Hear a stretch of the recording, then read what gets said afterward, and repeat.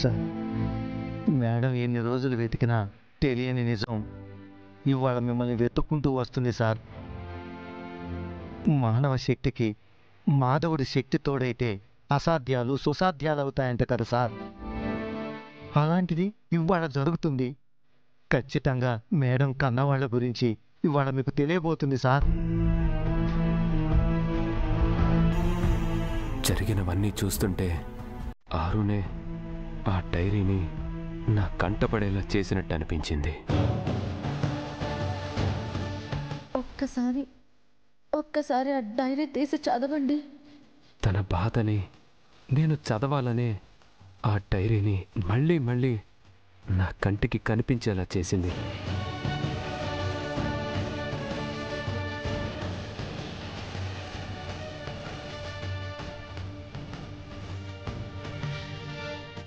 తన కన్నవాళ్ళు ఎవరో కనుక్కోవాలని ఎంత బలంగా అనుకోకపోతే తను చనిపోయి ఇన్ని రోజులకి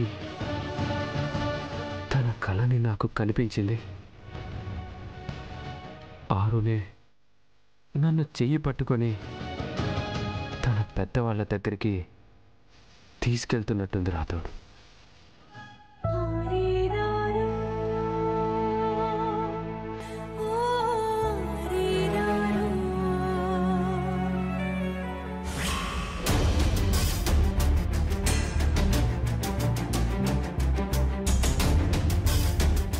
మేడం, మేడం, వార్డెన్ గారు, మేడం. చెప్పండి సార్. మేడం, ఇదే అరుంధతి పేరెంట్స్ తనతో వదిలేసింది. ఇది చాలు సార్. మేడం ఏ ఆశ్రమం నుంచి మా దగ్గరకు వచ్చారో కనిపెట్టడానికి.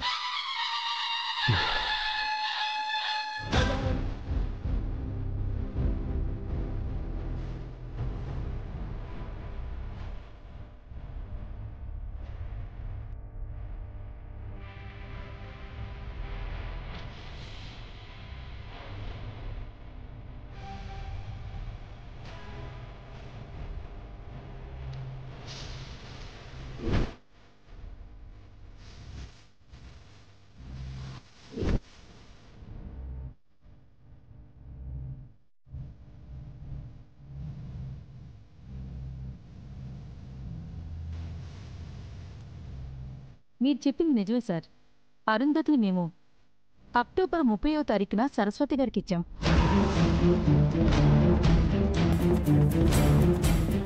ఆ అమ్మాయిని తీసుకుని వచ్చింది హిమాయత్ నగర్లో ఉన్న అంబేద్కర్ ఆశ్రమం నుంచి.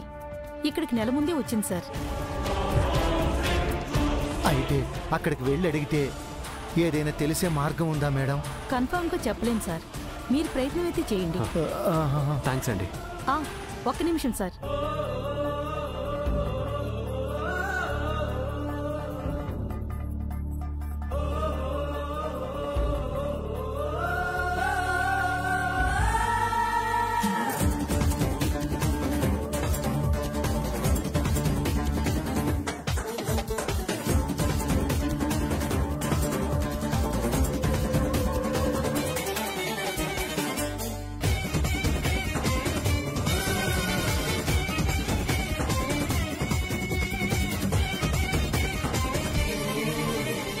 మీ వైఫ్ కోసం వాళ్ళ ఫాదర్ వెతుకుతున్నారు సార్.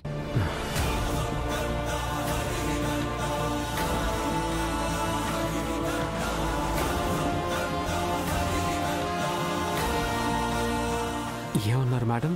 అవును సార్, మీ వైఫ్ కోసం వాళ్ళ ఫాదర్ ఎన్నో సంవత్సరాల నుంచి వెతుకుతున్నారు.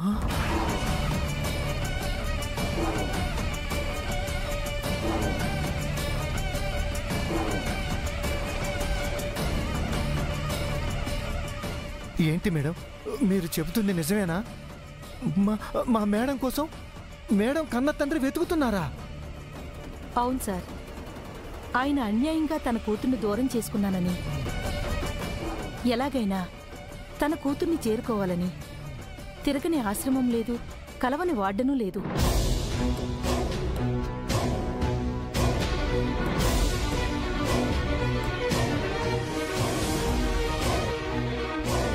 పాపం సార్, పెద్దాయన కూతుర్ని తలుచుకోని రోజు లేదని చాలా బాధపడ్డారు.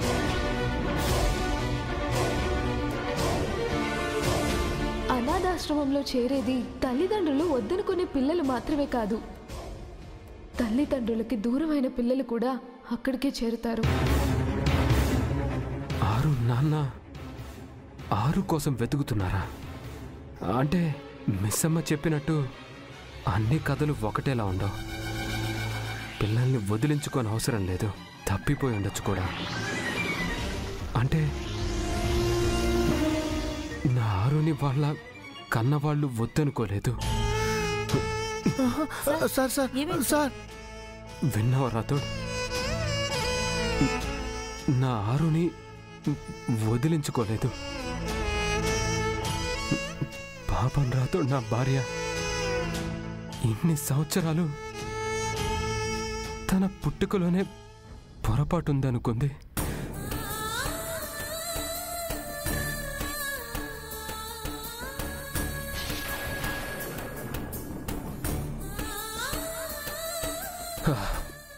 వార్డెన్ గారు, ఎవరైనా ఎక్కడుంటారు?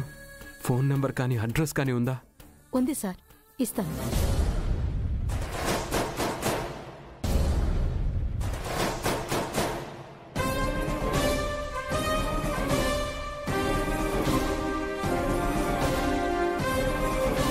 సార్, ఆ పెద్దాయన పేరు రామ్మూర్తి.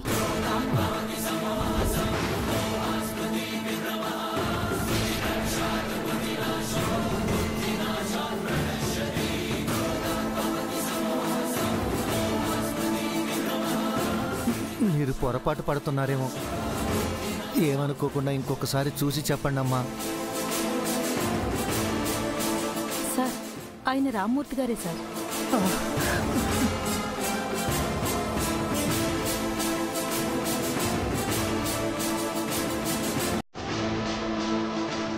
అరుంధతి గారి సిస్టర్ పేరు కూడా ఇచ్చారు సార్. ఆవిడ పేరు భాగమతి.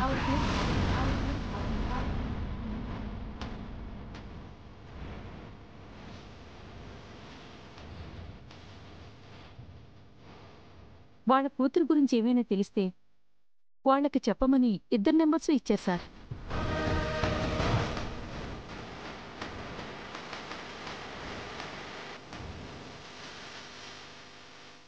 వాళ్ళ డీటెయిల్స్ మీకు ఉంటావమ్మా.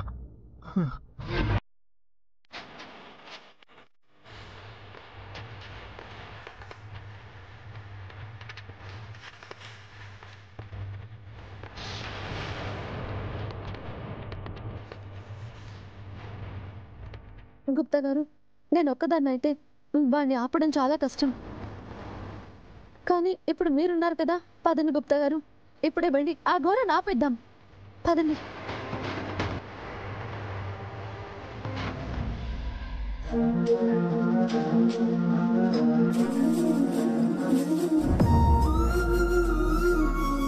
రామ్మూర్తి. అరుంధతి గారి సిస్టర్ పేరు కూడా ఇచ్చారు సార్. ఆవిడ పేరు భాగమతి. మా నాన్న తప్పు లేకుండా, ప్రమేయం లేకుండా నా అక్క మాకు దూరమైంది.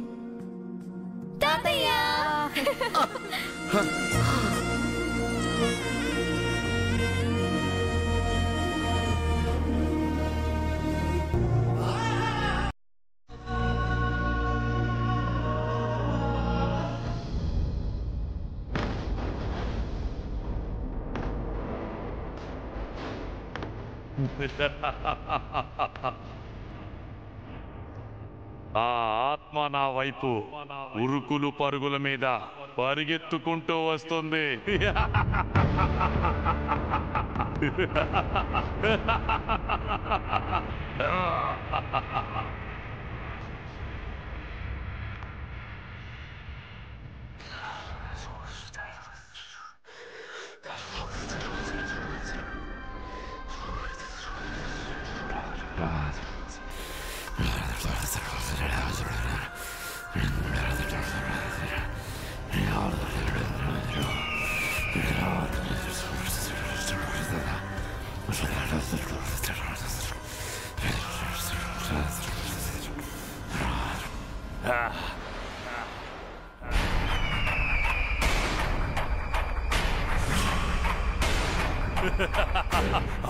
మనోహరి, ఆత్మ వచ్చేసింది.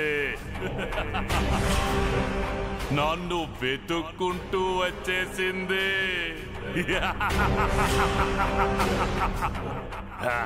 నన్ను గెలిపించడానికి వచ్చేసింది.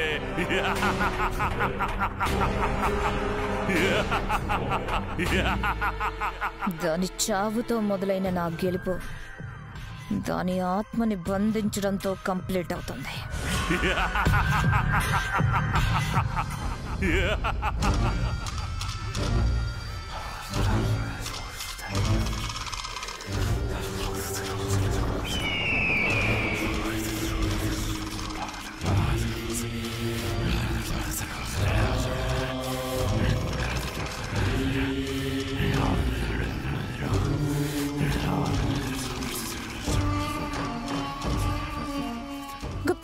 గుప్తా గారు, ఆ ఘోరాకి నేను ఇక్కడికి వచ్చేసానని తెలిసిపోయింది. నన్ను బంధించక ముందే మీరే వెళ్ళి ఆ ఘోరను ఆపండి. వెళ్ళండి. ఏంటి గుప్తా గారు ఇంకా ఆలోచిస్తున్నారు? వెళ్ళి ఆ ఘోరను ఆపండి. ఆపలేను బాలిక.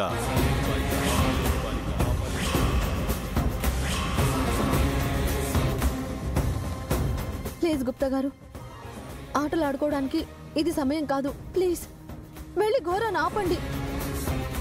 ఆపవలసినది నేను కాదు బాలిక, నీవు. విధితో ఆట ఆడినది నీవు, తలరాతతో ఆట ఆడినది నీవు. నేను ఇటులా మాట్లాడుచున్నందుకు నీకు బాధ కలగవచ్చును బాలిక, కానీ కర్మ నుండి ఎవరూ తప్పించుకొనలేరు. ప్లీజ్ గుప్తా గారు, ప్లీజ్.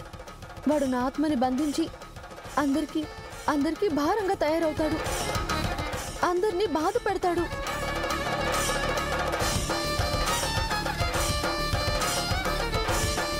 గుప్తా గారు, తెలిసి నేనెవరికి అన్యాయం చేయలేదు. వాడు పరమ నీచుడు. నన్ను బంధించి ఆ శక్తితో వాడు ప్రళయాన్ని సృష్టిస్తాడు. గుప్తా గారు, వెళ్ళి ఆపండి.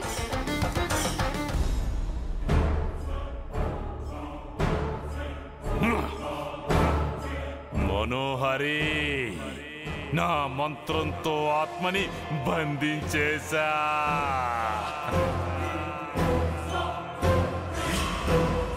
అది ఇప్పుడు ఈ సీసాలోకి రాబోతుంది.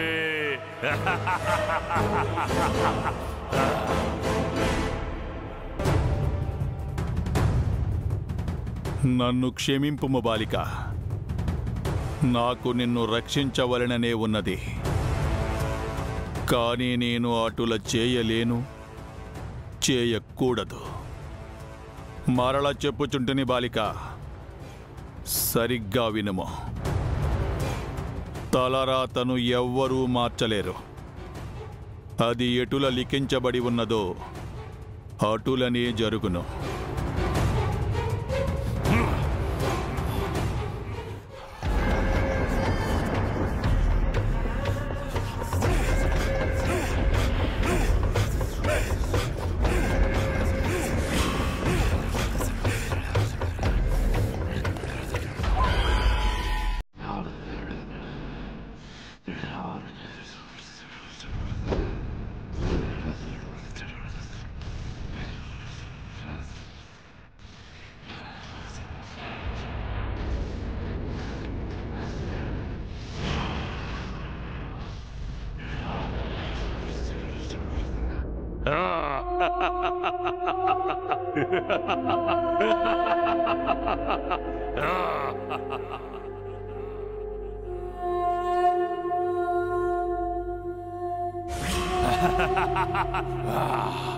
బంధించేశా మనోహరి, ఆ ఆత్మని బంధించేశా.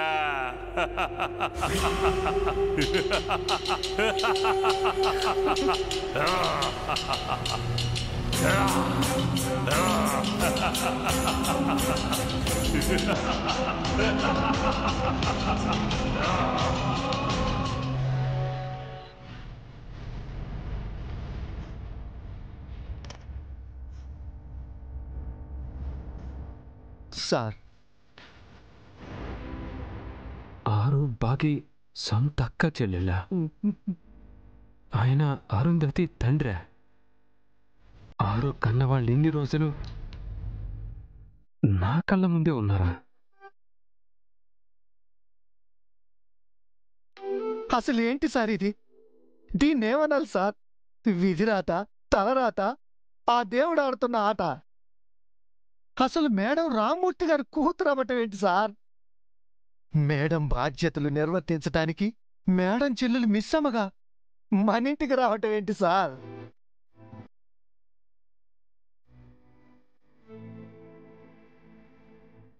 మేడం కథ ఎక్కడైతే ముగిసిపోయిందో అక్కడ నుంచి మిస్సమ్మ కథ మొదలవటం ఏంటి సార్? ఇదంతా మన కళ్ళ ముందే జరిగిన కళలా అనిపిస్తుంది సార్.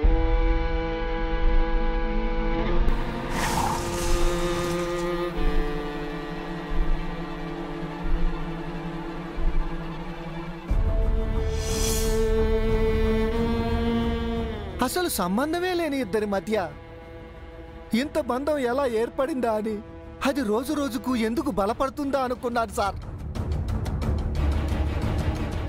ఇద్దరి మధ్య ఎవ్వరూ విడదీయలేని, ఎప్పటికీ చెరిగిపోని అక్కా చెల్లెళ్ళ రక్త సంబంధం ఉందని అనుకోలేదు సార్.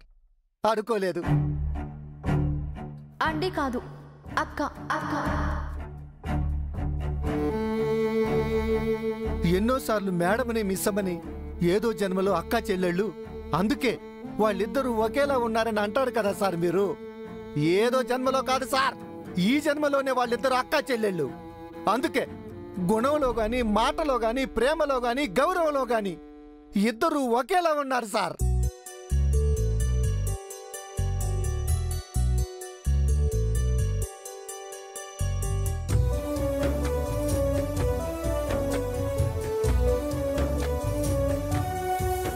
మనం అరుంధతి మిస్సమ్మ ఒకేలా ఉంటారు, ఒకేలా ఆలోచిస్తారు అనిపిస్తుంది సార్. ఆ పెద్ద ఆయన మన ఇంట్లో అడుగు పెట్టగానే తన కూతురింటికి వచ్చినట్టుంది అనటం, ఆయన మేడం గారి ఫోటో చూడగానే మనసంతా భారమైందని బాధపడటం,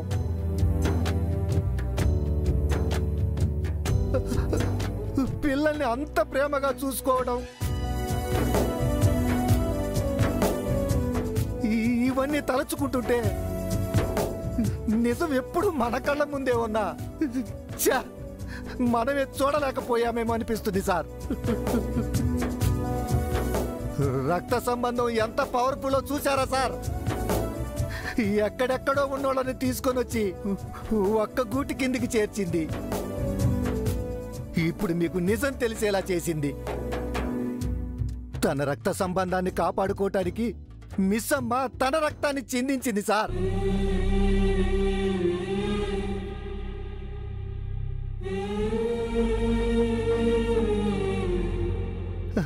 అసలు ఇన్ని రోజులు మీకు మిస్సమ్మకి ఆ దేవుడు ఎందుకు ముడిపెట్టాడా అనుకున్నాను సార్.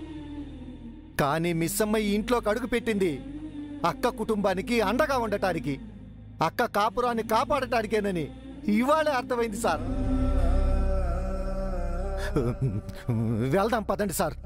ఇప్పుడే హాస్పిటల్కి వెళ్ళి వాళ్ళు ఇన్నేళ్లుగా వెతుకుతున్న కూతురు, కలవాలని కలవరించిపోతున్న కూతురు మన మేడమే అని చెబుదాం.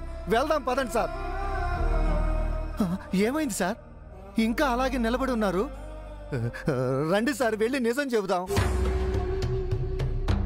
వాళ్ళ ఎదురు చూపులకి సమాధానం చెబుదాం సార్. ప్లీజ్ రండి సార్. రండి సార్, వెళ్ళి నిజం చెబుదాం. రండి సార్, ప్లీజ్ రండి సార్. సార్ ఏమని చెప్దాం రాథోడ్?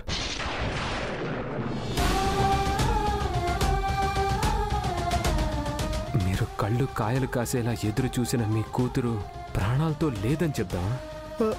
లేదా తన అక్క కోసం ఎదురు చూస్తున్న మిస్సమ్మకి ఎదురు చూపులే మిగిలాయని చెప్పాలా? ఏ రోజుకైనా తన పెద్ద కూతుర్ని చూస్తాననే ఆశతో బ్రతుకుతున్న పెద్దాయనికి అది తీరని కోరికని, తన కూతురు చనిపోయిందని ఆయన్ని కూడా చంపేద్దామా?